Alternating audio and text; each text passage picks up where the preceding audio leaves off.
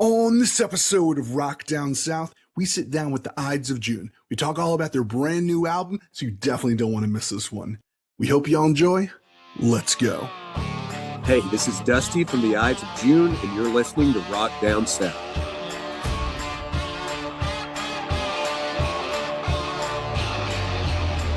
Welcome to another exciting episode of Rock Down South, your home for rock and country music. Today, I had the pleasure of speaking with Dusty Huggins from the southern rock band The Ides of June. And I was super excited to talk to these guys. Not only do they have great tunes, but they're actually from our backyard here in Atlanta. So of course, I have a little soft spot for them and any other band from Georgia. But Dusty and I talk all about how the band started, how they got their name, and an interesting southern rock bluesy sound that has a little psychedelic thrown into it. And we talk all about the band's brand new album titled Rising Tide and discuss some of my favorite tracks from it. So without further ado, here's the show. Dusty, what's up, man? How you doing today? Good, brother. Just got in from a hard day's work. Excited to sit down and talk with you. How are you, sir? Hey, man, I'm doing fantastic. Really glad to have you on today. Excited to talk about some Southern rock and the new album and everything. Hell yeah, that's what we're here for. Appreciate it. Yes, yes. So the Ides of June, your band, you sing lead vocals for it, right? I do. I am blessed to have two other amazing vocalists in the band. So Eli and Alex both play lead guitar while I play the bass, but Eli sings lead on two songs, and then Alex sings lead on about three, something like that. So we mix it up a pretty good bit and try to show off the whole band's talents. Oh, that's cool. So three different singers in the band. I was wondering about that because I was hearing some different vocals when I was listening to the album. That's cool. Yeah, it is. It's almost like if I wrote the music to it, then I get first shot at, hey, I want to sing this one. But some songs fit other people better. And like one of the songs that I had written, like just playing the bass line and singing it was hard. So I said, Alex, why don't you take this one? And it's worked out. I really, if I go see a band and they have multiple vocalists, I'm like, damn, and they're, good vocalists, then I'm pretty impressed. So I think it's trying to just show off everybody's different vocal talents and all that good stuff. And I can't remember if it was on the album or not, but do you guys have many three-part harmony setups on songs? Yeah, during some choruses, definitely. Eli and Alex are amazing vocalists, and I typically will sing the root and they'll do harmonies over it because I do sing the majority of, I guess, the hooks or the choruses. But then like there's a song, Catch Me Like Water, we did, and it's probably got 10-part harmonies. They just went crazy on it. And I was like, they would be like, okay, that's enough. And I'm like, no more, sing more. And then they would do another harmony. We actually had Alex's wife, Michelle, sing on it too. So we were just at the house late one night and just kept throwing more and more and more vocals on it. And it turned out really good. Oh, that's cool. That's cool. And so I was excited to talk to you because it's not every day I talk to an Atlanta-based band. Yeah, man, we are out of Atlanta. Myself and two other members, I'm from North Georgia, Blairsville, Hiawassee area. And then the drummer and the guitarist, Nick and Alex, are actually brothers, and they're both from Blue Ridge. So us three hail from, the Appalachian Mountains, and then all met at Young Harris College some many years ago, and then ended up in Atlanta and in a band together. And Eli, he's from Buford, Georgia. So a bunch of North Georgia boys that are in Atlanta playing some rock and roll for a bigger crowd down here, Yeah, and you mentioned, I think earlier before the show, that you had a connection to another Huggins that I know.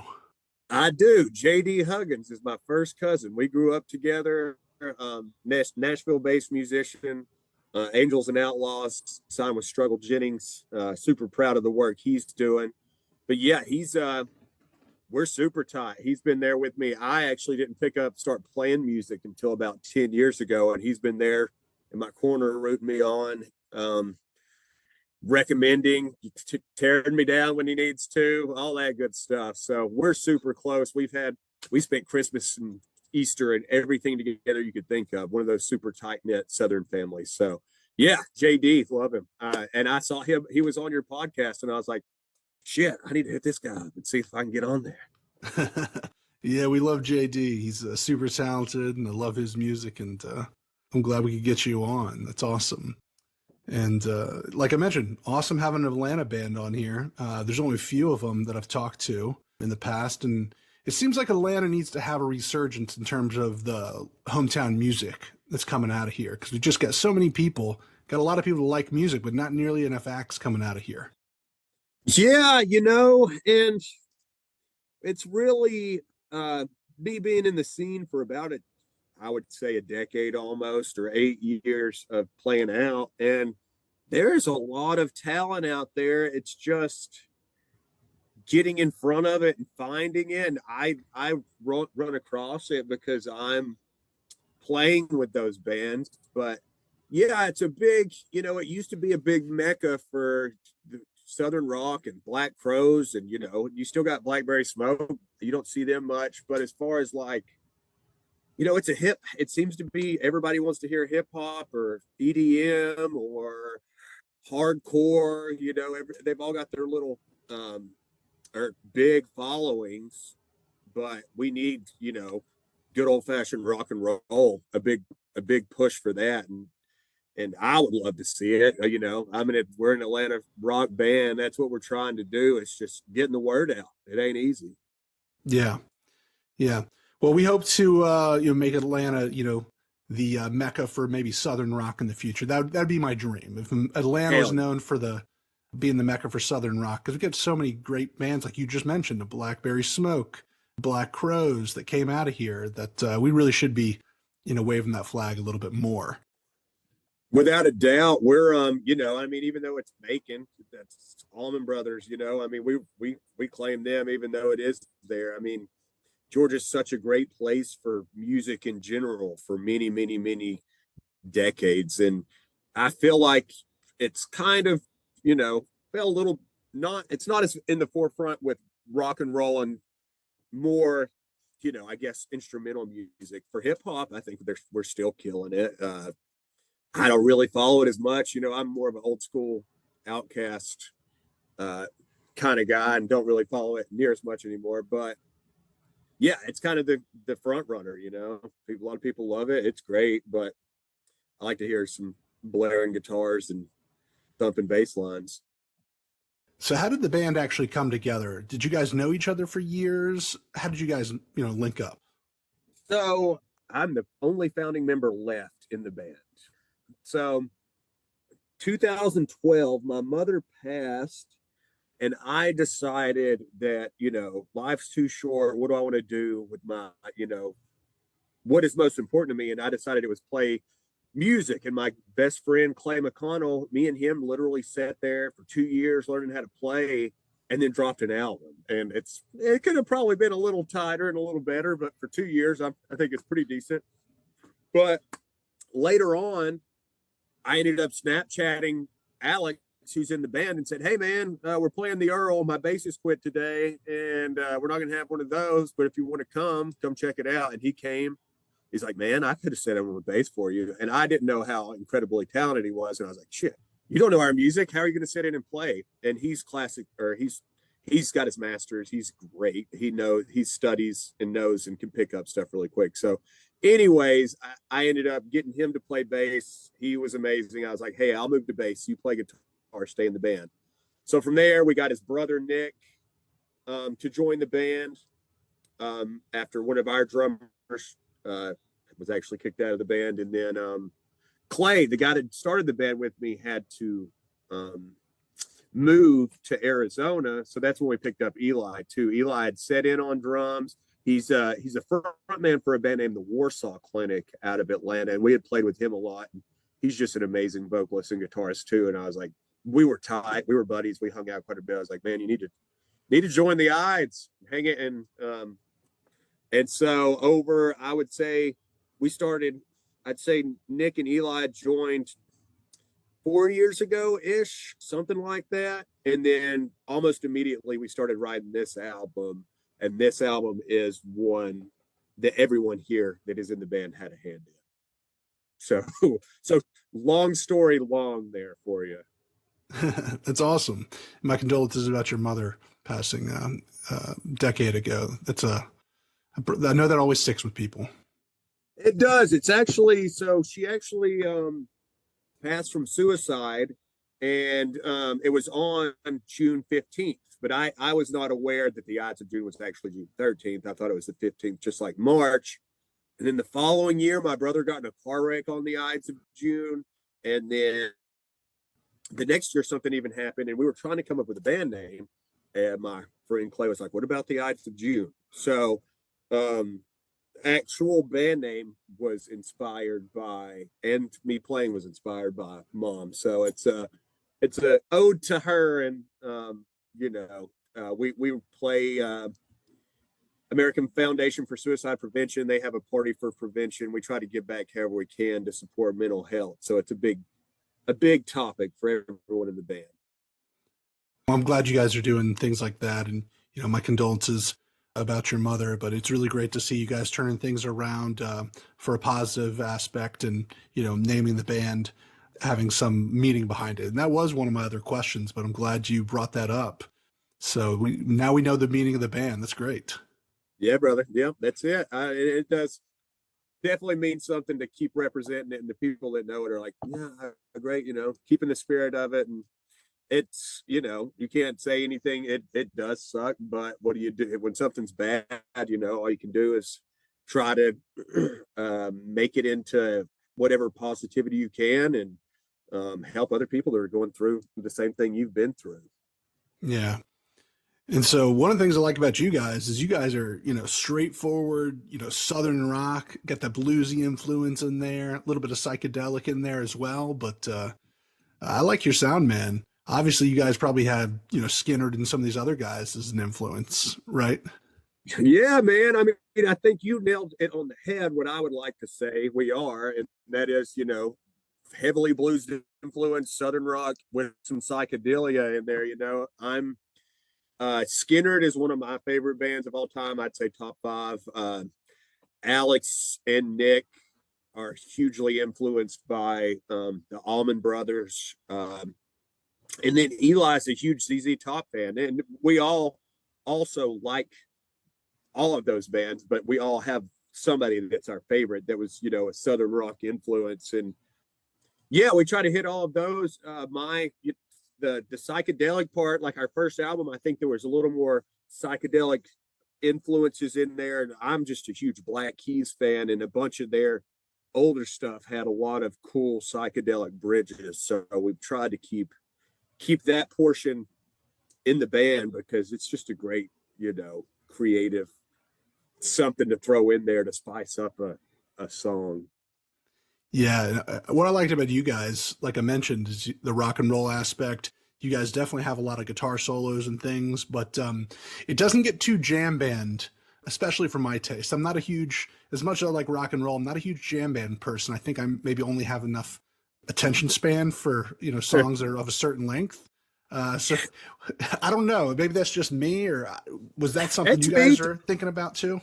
I mean, we definitely have some longer solos. We have like Mercy on our last album. I think it's the song's 5 minutes, but the solo's 3 minutes. We are trying to, what we try to do is really consider how long it's going to be. But if it's going to add to the song, then we try to not worry about length because, we think like Rising Tide off the albums, I think it's close to 6 or 7 minute song, but it's supposed to be that way. It's supposed to be a crescendo small and then get big. But I'm with you. I'm not a huge jam band guy either. I like a good guitar solo, and it's even better live. I've always said like Billy Gibbons is about the only one that I can hear play for 5 minutes straight and not get bored. Because it's hard, man. I'm with you. I'm not a big jam band man myself, but done tastefully and for the right length of time, it's perfect. No, I like what you guys are doing. 5 minutes is nothing. I mean, you talk about jam bands, the widespreads, and we're talking, 14-minute songs, and Yeah. more. Yeah, I mean, I need some psychedelic help on that one in a live show if I'm gonna be watching a 14-minute song. That's not Freebird, right? Amen. That's funny. So let's talk about the new album coming out August 11th. Rising Tide is, I believe, the title, right? You are correct, sir. Rising Tide. It is our third full-length LP, 10 songs, and we're excited about it. Dropping August 11th. Yeah, and I got the chance to listen to the whole thing, and I really enjoyed it. And like I said, a lot of good guitar solos. You guys change it up in there a little bit. Let me see what my notes were. Yeah, some of the songs I liked were I liked Essential. I like that one. That one sounds really good. It's got a fun solo. Lion Seek was really cool. It was a little bit darker. I Yeah, a like little that. darker, a little more psychedelic on that one too. Yeah, I Rising. actually go ahead. Yeah. I was gonna say Rising Tide has a nice build to it, and awesome solo to that. That was when we were trying to do like Freebird or Stairway to Heaven. We're like, let's start it out really light and then end up big with Rising Tide is what the goal was. So I'm glad you said that we had a good build to that one. And yeah, Tearing Seams, I like that one. That has a really cool slide guitar to it and those chunky riffs. Yep, Alex kills that one. He actually wrote that one, and then I was like, hey man, you care if I write the lyrics to this one because I want to like write about my childhood? And he was like, no, go for it. And I loved it. I loved the tune. That was a really sweet slide lick that Alex came up with. Yeah, yeah. And then I think Truth or Dare might be the heaviest on the album. Heaviest song. I like that one a lot too. You know your music, sir. You hit all the nails on the head there. Yeah, Nick actually worked or wrote Truth or Dare. It's in drop D, and it's definitely the heavier. It makes you want to drive fast if you're listening to it. Yeah, yeah. And then let's circle back to Essential, the first one that I mentioned. Really cool guitar solo in that one. I like that, and that one's pretty upbeat. Yeah, and I'm glad you said that. One of our former members, Matt Bruno, he's always hated on Essential, and I'm like, dude, I love that song. It's a great song. It's like it's kind of to me, the opening riff is kind of like got an AC/DC thing to it, a little more laid back.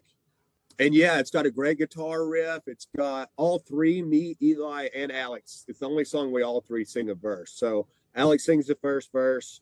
We all split the chorus. I sing the second verse, split the chorus, and then Eli sings a verse. So doubt we'll ever do that again. And we were questioning whether we should, but it's like, let's show off it would be a cool song to do live where it's we all take a turn singing. So yeah, it was a fun one to record.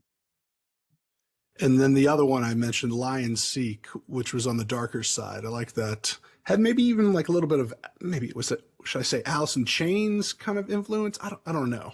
No, I mean it's got those harmonies you're talking about too, like the Lion Seek, the chorus harmonies. You can't hear them that good, or you probably can, but there was like we worked on the Alex and Eli worked on those harmonies for an hour or two probably, and this was in the studio at East Atlanta Recording, and I was just singing the main part, but it's pretty much they're doing the same thing but harmonized. But yeah, it's got that really hot. They do that really kind of darker harmony. They could tell you whether it's thirds, fourths, fifths, all of that good stuff. I'm not as in tune with theory as they are. But also when I wrote that song, it's like do do do do do do do. I was seeing it being like a really upbeat tune, and then it turned out not to be that. I mean, it's upbeat, I guess, but upbeat and dark. But Eli decided to play his part in drop D, so it's like super dark and pretty chuggy. So you never know when you write a song, it could go. You bring it to the band and you just let it be what it's going to be, and I'm really proud of what it turned out to be. The bridge is cool. It's got a cool keyboard bridge there that we worked on pretty hard. So yeah, super stoked about that one too. I think I worry that it's maybe too dark or something, and it's like that's the one riff that comes like stays in my head all the time. So I know that's got to be a good sign. No, definitely not too dark. I like to have some variety in the albums I listen to, so I liked it. Cool, appreciate it, man. So these next questions are what we close with and ask everyone. So first question, what would you tell your 21-year-old self? What would I tell my 21-year-old self? Um, Probably to slow down and enjoy the ride more instead of being caught up and worried about everything and the future and where am I going and all of that. You can't prepare for everything and don't know what's coming, so take it as it comes. It's a good answer. Next question, what are you drinking lately? And if you don't drink alcohol, it can be anything refreshing you like to drink. I have a Corona Light in my hand right now. That's pretty much my go-to. Nice. On Tuesdays, and I either have that or if I'm drinking liquor drink, it's a Moscow Mule. So those are the go-tos. There's Natty and Yingling in the fridge right now for when I'm feeling cheap. So that's the typical Huggins house drinks. Nice. I like it. And so, as you know, this is Rock Down South. So, what is something, or maybe a couple things that come to mind, that you love about the South? Family, anything fried, specifically probably fried okra. Accents, I know I've got one. And Southern hospitality, I think that in today's times we're all fighting and arguing and driving on 285, shooting each other birds, being assholes, and our moms and grandmas and everybody raised us better. We should be good to each other and have Southern hospitality all the time. Whenever we're around people, when we're not around people, just represent what we're supposed to, what we claim to be representing, I guess. I like it. Good answers. Thank you, brother. Well, thank you so much, Dusty, for being a part of the show today. Where can people find and connect with you guys online? So we're on all social media, Instagram at the Ides of June, Facebook at the Ides of June, and then our website, www.theidesofjune.com. So yeah, YouTube too. We got a YouTube page, the Ides of June. So we greatly appreciate the plug and we appreciate you having us on, sir. Very much so. All right. And we got the album coming out August 11th. And I believe you have an album release party on the 12th here in Atlanta, right? Smith's Old Bar. Yeah, we're down in the Atlanta room with a badass band named the Pinks, another band that everyone should check out. And then Wet Jeans, our good buddies. They're amazing too. So it should be a good night of music. Yeah. And any touring plans for later in the year? Well, my wife and I are expecting a baby in September, so we are taking a few months off. We're going to play the album release, and then I think we got a show in Rome, Georgia, and then we're booking some stuff, like coming or local, but we're going to wait until we get too far from home since we're going to have a little baby Huggins in the house. Congratulations, man. That's absolutely fantastic. Thank you, brother. Thank you so much for listening to the show today. We hope y'all enjoyed this episode. I had an absolutely fantastic time chatting with Dusty. He's a super great guy, and I absolutely love the Ides of June and can't wait to catch a live show here pretty soon. So make sure to go follow the Ides of June on all of their social media pages and check out their brand new album titled Rising Tide. You can find all our content at rockdownsouth.com. And make sure to go follow us on Instagram, Facebook, and Twitter for the latest updates. Leave us a 5-star review if you can. We would really appreciate it. And as always, the views and opinions expressed by our guests are theirs and don't necessarily reflect our own. I'm Mark, and you've been listening to Rock Down South. See y'all next time.